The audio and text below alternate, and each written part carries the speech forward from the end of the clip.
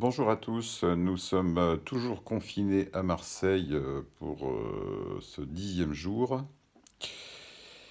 Et comme je vous ai promis, je fais des petites vidéos pour m'occuper et pour vous divertir.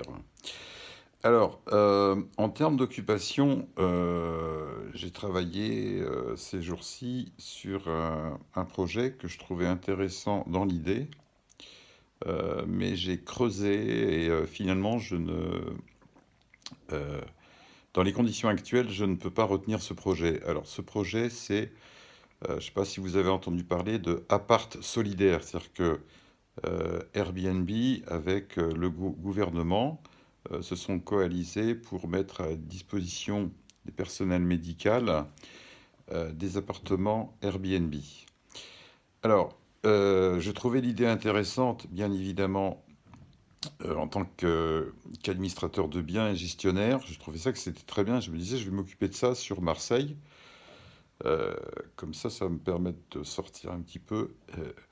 Non, c'est pas ça, c'est que je trouvais que c'était intéressant comme idée. Malheureusement, euh, en ayant creusé un petit peu les conditions générales d'assurance et le financement de ces opérations, je me suis aperçu que c'était quelque chose à prendre avec beaucoup de prudence.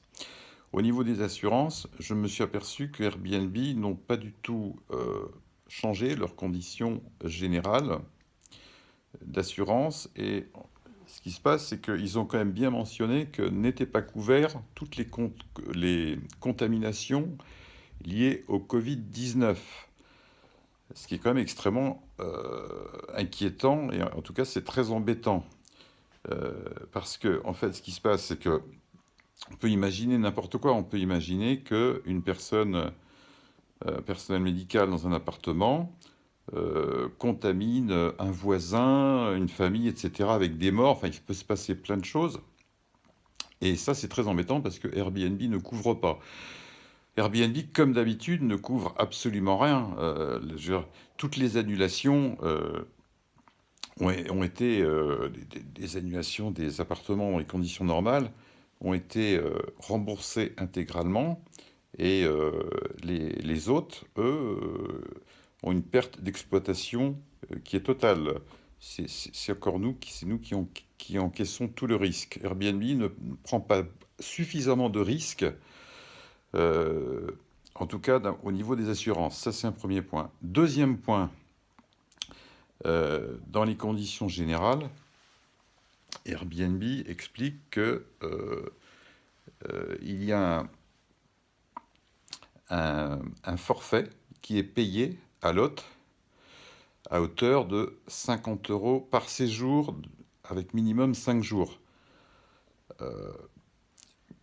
Et c'est faire prendre des risques extrêmement importants, puisque eux, ils restent une plateforme Internet, et c'est à nous et nos équipes, employés de maison, personnes qui font le ménage, le lavage, etc., de prendre absolument tous les risques et de faire un ménage absolument... Enfin, c'est plus qu'un ménage, puisque on doit complètement nettoyer et enlever tout microbe sur chaque appartement pour